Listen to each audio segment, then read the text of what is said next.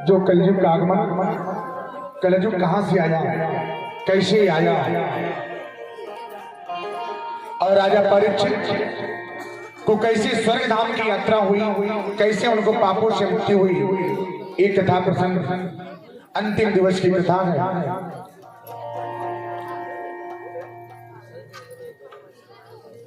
सबसे पहले इस सृष्टि के बारे में जाने की सृष्टि क्या है, कैसे इस संसार की उत्पत्ति होता है।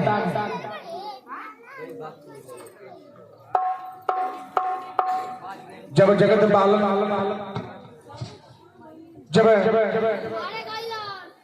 भगवान विष्णु जी के सबसे पहले नाभि से क्या होता है, कमल निकलता है, और उसके बाद ब्रह्मा जी का उत्पत्ति होता है।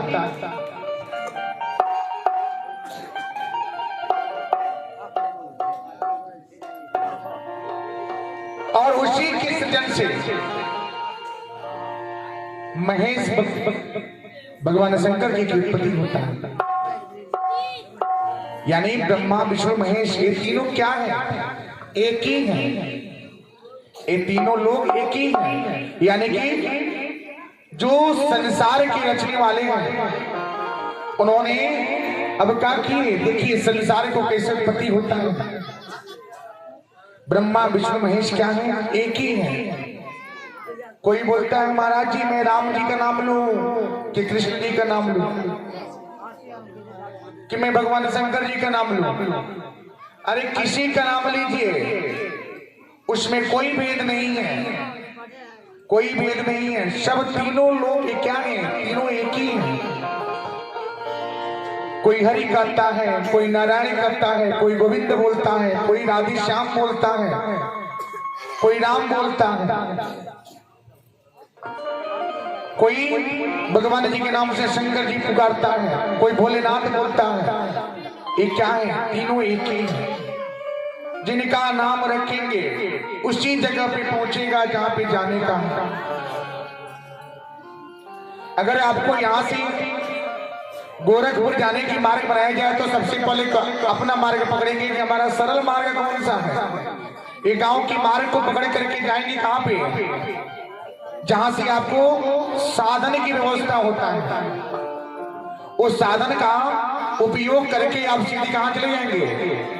गोरखपुर रेलवे स्टेशन जाना है, इलाहाबाद जाना है या दिल्ली जाना है तो आपको एक जगह पे केंद्र बिंदु पे जाना पड़ेगा, केंद्र जगह पे जाना पड़ेगा। वो केंद्र बिंदु क्या है, नारायण, लक्ष्मी नारायण। किसी का नाम रखेंगे, किसी का नाम जपेंगे, स्थान वही होता है, वही नाम आता है। अब देखिए इनकी कैसी एक सुंदर लीला है। इस संसार की उत्पत्ति कैसे होता है, इस संसार की उत्पत्ति कैसे हुआ, सबसे पहले कैसे सृजन होता है इस संसार की।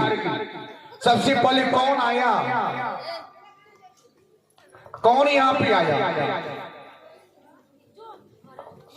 एक बहुत ही सुंदर प्रसंग है, राजा मनु और शत्रुपा की कथा है। जो संसार की सबसे प्रथम कैसे इस नाम से, इन्हीं की महिमा से इस संसार की उत्पत्ति हो रहा है। मनु जी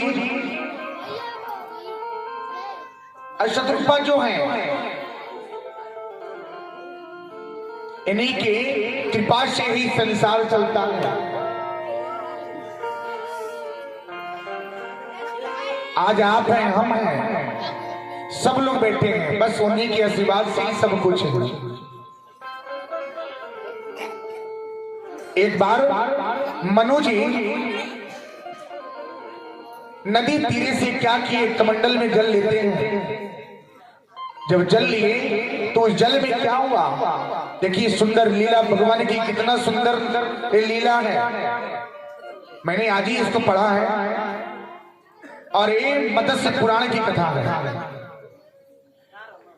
देखिए कैसी वो सुंदर एक भाव से अवतरित लिया गया है। मनोज जी क्या किए, नदी से जल लेते हैं कमंडल में और जल लेकर के आए और देखिए क्या संयोग से उसी कमंडल में एक छोटी सी मछली उस कमंडल में उनमें आ जाती है। यानी कि मछली कितने बड़ा, यानी कि छोटा सा आकार है। जब कोई बालक का सृजन होता है ना, जब गर्भ में बच्चा रहता है तो सृजन से छोटे से ही बड़ा होता है। अगर 9 महीने का बच्चा जब जन्म लेता है तो 9 महीने से लेकर के उस पूरी उम्र 100 साल तक वो धीरे धीरे विकास करता है, यानी बढ़ता रहता है। मनोज जी जैसे ही अपने कमंडल से जल लेने गए, देखिए क्या एक सुंदर सा मछली उसमें आ गया। मनोज जी सोचे क्या अब क्या करूं। देखिए ऋषि महात्मा हो करके राजा, इतने बड़े राजा थे। अब उनकी जब कमंडल में जब ये मछली आ गया तो सोचिए अगर एक जीव की रक्षा करेंगे ना तो अनेकों जीव की रक्षा होता है। यानी जब आप किसी की भलाई सोचेंगे तो आपकी भी भलाई होगा। वही लोग धन्य हैं जो दूसरे की भलाई सोचते हैं, और जो दूसरे की भलाई सोचता है ना उसकी भलाई का फल वैसा ही मिलता है जैसे कि एक मेहंदी बांटने वाले के हाथ में मेहंदी का रंग लगता है। कितना हो एक मेहंदी को छुपा करके लेके जाइए, कहीं ना कहीं अगर लग जावे तो समझ जाइए कि पता चल जाता है कि मेहंदी का रंग है। ठीक उसी प्रकार भलाई का फल वैसा ही मिलता है जैसे कि एक मेहंदी बांटने वाले के हाथ में मेहंदी का रंग लग जाता है। मनोज जी अब लेकर के गए, अंतिम दिवस की कथा है, खूब ध्यान पूर्वक सुनिएगा। लेके गए, सोचे क्या इसको हम कहीं जलाशय में कर देते हैं। जलाशय में लेके गए तो मछली छोटा सा जो अवतरित था, जो अवतार में हुआ था, वो मछली क्या बोली, क्या हे राजन मुझे मत छोड़िए, मुझे। अब देखिए मछली रूप से एक इंसान के शब्द में वो बोल रहा है, मछली की आवाज आ रहा है। वो बोले क्या, मुझे मत छोड़िए, मुझे बड़े जानवर से, हिंसक जानवर से, बड़ी मछलियों से भी डर लगता है। हमें क्या करेंगे, मार देंगे, हमें मार देंगे। अब मनोज सोचे क्या, अरे भाई एक मछली होकर के एक मनुष्य रूपी भांति ऐसे वार्तालाप सुनने को मिल रहा। अब मनोज जी बोले क्या, तो क्या करूं। मछली बोली क्या कि मुझे कमंडल में रहने दीजिए, हमको सुरक्षा कीजिए, हमको रक्षा कीजिए, हमें हिंसक बड़े मछलियों से डर है। ये बात मनोज जी के वही पता था। शत्रुपा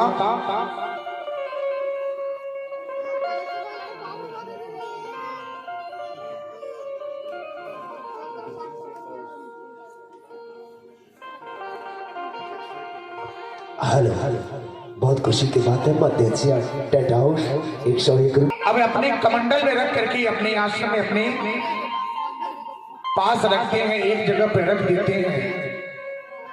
अभी पति और पत्नी जब सोए होते हैं तो उसमें से आवाज आता है क्या, हे राजन उठो उठो, हे राजन उठो। अभी राजा मनोज जी क्या किए, चकित रह जाते हैं,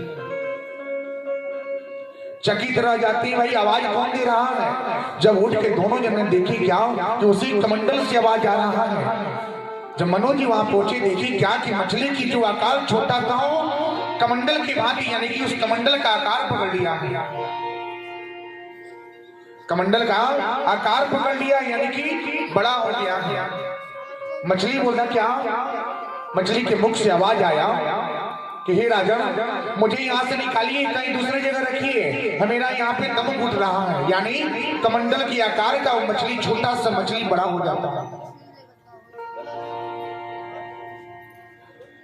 अभी पति पत्नी सोचे क्या क्या करें, इनके पास संतान नहीं है। देखिए संतान नहीं है, कामना करते हैं भगवान से। अब कैसी परीक्षा हो रही है, जो एक जीव की रक्षा नहीं कर सकता वो अपने संतान की रक्षा कैसे करेगा।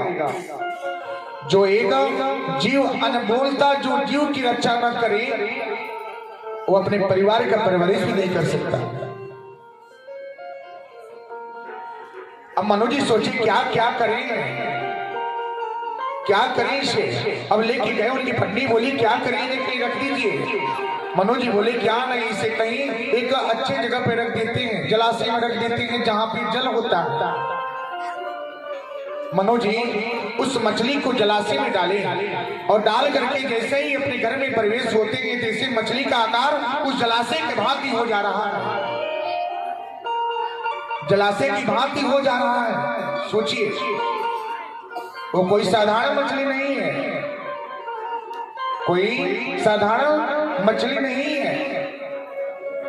जब ये आए, आने के बाद उसी फिर से वही आवाज आया, राजा हे राजा, मुझे यहां से निकालिए, मेरा दम घुट रहा है। अभी राजन फिर से गए, देखी अरे मछली की आकार तो उस जलाशय की भांति हो गया है। अब इस सोच में पड़ गई, इतना तो दिव्य चमत्कार मैंने कभी देखा ही नहीं, इतना कभी मैंने देखा ही नहीं है। फिर से उन्होंने, उनकी पत्नी बोली अब क्या किया जाए। अब उन्होंने बोला क्या इसे नदी में डाल देते हैं। मनु ने उठा करके मछली को नदी में रखते हैं, नदी के आकार के भांति उस मछली का भाव हो जाता है। सोचिए कितनी सुंदर बात है, नदी से भी बड़ा हो क्या हुआ, मछली का आकार हो गया। नारायण का कोई रूप नहीं है, मैंने अभी बोला है, कोई राम करता है, कोई कृष्ण करता है, कोई कन्हैया करता है, कोई गिरधर करता है, कोई सांवरिया बोलता है, कोई भगवान शंकर जी बोलता है। सब लोग क्या है, एक ही है। अब ये नदी के आकार की मछली हो जा रहा है, हो गया जब मछली की भांति, जब उसका आकार पूरी रूप से नदी के भांति हो गया। अब मनोज जी सोचे क्या रे, ये तो दिव्य हो गया, अब क्या करें। अब उन्होंने ले जा करके सिंधु यानी कि समुद्र में रख दिए। सोचे कि इससे बड़ा कोई कुछ नहीं होता है, उस समुद्र में ला करके रखे। जैसे ही उसमें छोड़ते हैं वैसे वो मछली और विशाल रूप पकड़ लिया, पूरा विशाल रूप हो गया। जो मनोज जी देखे क्या इतना विशाल, जो पहली बार ऐसे चमत्कार देखने को मिल रहा है, ये हो ना हो कोई दिव्य चमत्कार है। उन्होंने हाथ जोड़ करके प्रार्थना की, हे प्रभु ये कैसी लीला है, आप कौन हैं, कृपया आप मुझे दर्शन दें। वही भगवान ने, नारायण ने उस मछली में अपने रूप को दिखाया, और दिखाने के बाद कोई और नहीं, वो स्वयं लक्ष्मी नारायण भगवान थे। अपने रूप को दिखाई, उसके बाद उन्होंने बोले क्या, हे राजन, एक बहुत ही भयंकर प्रलय होगा और चारों तरफ जलाशय ही जलाशय, जल ही जल होगा, पूरा सृष्टि खत्म हो जाता है। एक दिन ऐसा समय आएगा, हर मैल को, जिस तरह से कपड़े से मैल को हटाया जाता है, साफ सफाई रखा जाता है, उसी तरह ये धरती भी क्या होगी, अपने मैल को धोएगी। वो मैल क्या होगा, पूरा पाप से भरा रहेगा। कितने हत्याएं होते हैं, कितने जीव हत्या होता है, कितने अनजाने जीव दोष लगता है, कितने पाप जीव जंतु सब, जब पाप जब इस पृथ्वी में होता है तभी जाके क्या होता है, भयंकर प्रलय होता है, और प्रलय से धरती माँ धूल जाती है। जय हो।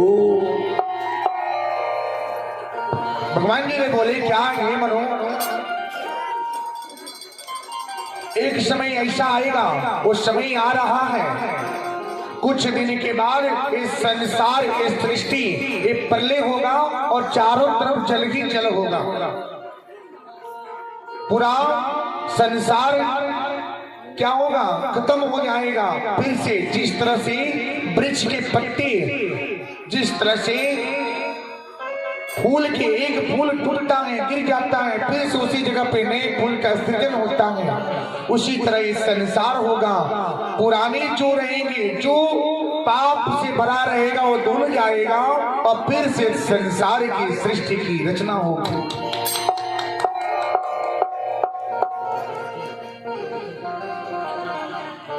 संसार की रचना होगी। जो इसके ढाल और इसके प्रथम बनेंगे आप। जब भगवान बोले तो मनोज जी बोले कैसे? उन्होंने बोला कि सारी व्यथा बताई और आपको सुमेरु पर्वत पे, और जब चारों तरफ जल होगा तो उस समय हम आपको पार लगाएंगे। उस नौका पे बैठा के पति और पत्नी बैठेंगे और नौका को इस जलाशय से पार करके आपको कहां पे, सुमेरु पर्वत के पास लेके जाएंगे और वहां पे आपका नया जीवन बसेगा और इस संसार की रचना होगी। वही मत्स्य पुराण भगवान श्री लक्ष्मी नारायण भगवान जी ने मनु जी की औसत रूपा को, जब पूरा संसार खत्म हो रहा था तो इनको इनकी धर्म के वास्ते, कर्म के वास्ते इनको स्वयं आते हैं और आ करके जलाशय से जो चारों तरफ जल ही जल गए, इनको बचाए और बचा के ले जाके सुमेरु पर्वत पे इनका नए जीवन की शुरुआत होता है और वहीं से भगवान जी की उत्पत्ति होती है, संसार की उत्पत्ति होता है। जब एक भक्त ऐसे ही तप कर रहा है, तब करते करते जब भगवान जी ने जब आने की दर्शन की बारी आता है, जब दर्शन देने की जब बारी आया तो भगवान जी ने इतने दिव्य चमत्कार दिए। ये आंख है ना, आंख, ये आंख के जो बीच में जिसे आप देखते हैं उसको पुत्री बोलते हैं। क्या बोलते हैं? पुत्री। एक पुत्री बोल जाला। ये आंख के जो बीच में बात जो ना से दिखाई दे रही, ऐसे पुत्री बोल जाला जो ना से दिखाई दे रही। ओकरी बाद ही आंख के जो भोए बानो, भोए एक भोए जो की एक सुरक्षा करे खातिर बोल जाला। जब भक्त के बीच में जब भगवान जी का दर्शन जब होने को होता है तो दिव्य रूप जब ऐसे नजर आया, जब ऐसे नजर आता है,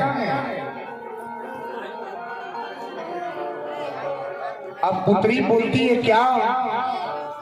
पुत्री कहे मार्ग से हट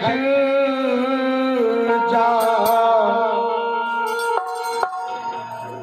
आशुआ कहे चरण पधार हो, अखिया बोले पावन निहार को। यानी पुत्री बोल रही है किसे? जब भगवान जी का जब कोई दिव्य चमत्कार होता है ना, जब भगवान जी का ध्यान करते हैं तो आपकी आंखों से आंसू आता है और आंसू जब आवे तो क्या होला, पूरी तरह जब आंसू आ जाए ना तो आपके आंसू जो दिव्य चमत्कार देखे की जो मिली वो क्या हुई, आंसू से जुझलापन नजर आ जाएगी।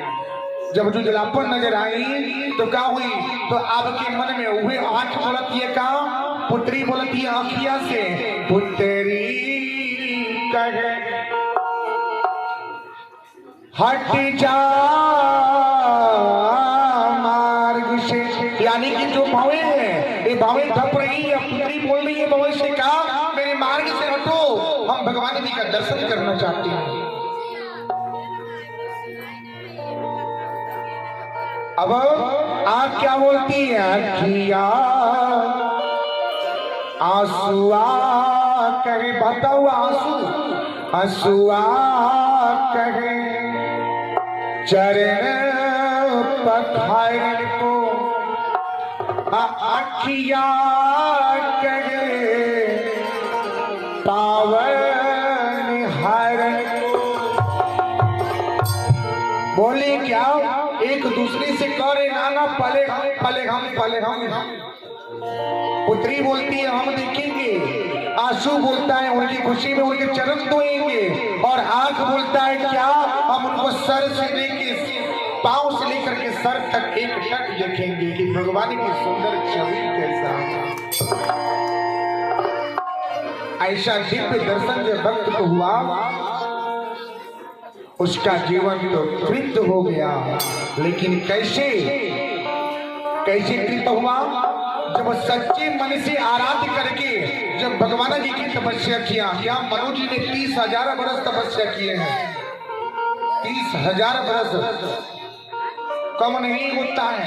30,000 वर्ष अगर कह दिया जाए 2 साल घर से बन के आगे के बाद, अगर एगो लड़का होके करे ओके पाठशाला में पढ़ाओ के तेजा से इलाहाबाद भेजिको के ना, तो सबे लागी दुखी होके का आई दादा हम लिखवा दूबा कैसे एक दिन नहीं लगता है। बिना तपस्या के कुछ मिलेला नहीं, तो अब कोई कभी जाके सब मिले। अब देखिए मनु जी 30,000 वर्ष काफी नहीं, अब इंतजार करते नहीं। जब भगवान के रूप जब पावत नहीं तो उनके मन में लालसा होता का कि काश ऐसे ही रूप में हमारे घरे का बालक रूप में भगवान जी रहती, ऐसे ही दिव्य रूप में भगवान जी हमारे घर पे आते हैं। लेकिन कहे तो कहे कोई अपने पिता को कोई बेटा कैसे कह सकता है कि हे पिताश्री आने वाले समय में तुम हमारे पुत्र के रूप में आ गए? कैसे कोई बोलेगा ऐसे दिव्य को, उस परम पिता परमेश्वर को? क्या पिता है, लेकिन वो परम पिता परमेश्वर हैं जो संसार की रचना किए हैं। आपको हमको इस संसार को देखते हैं, वही है परम पिता परमेश्वर। जय हो। अब देखिए इतनी सुंदर एक भाव से उन्होंने अवतीर्ण करके भगवान जी को प्रसन्न किए, क्योंकि उनके पास कर्म अच्छा था और भक्ति के वास्ते भगवान जी ने मत्स्य रूप धारण किए और धारण करके इनको जगत कल्याण का मार्ग बताया।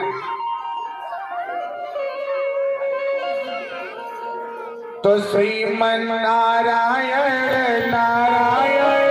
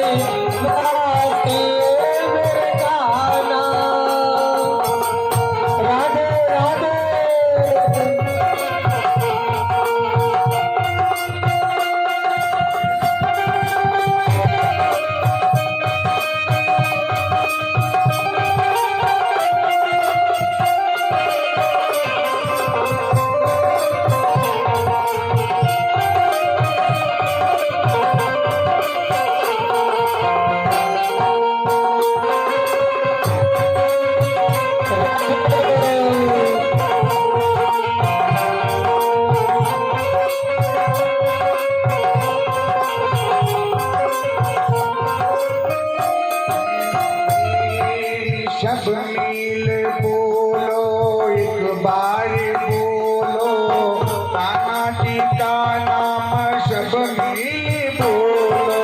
सब मिल बोलो, एक बार बोलो, कान्हा जी का नाम सब मिल बोलो। एक बार बोलो झोली बोलो, कान्हा जी का नाम सब मिल बोलो। एक बार बोलो, सब मिल बोलो, कान्हा जी का नाम सब मिल बोलो।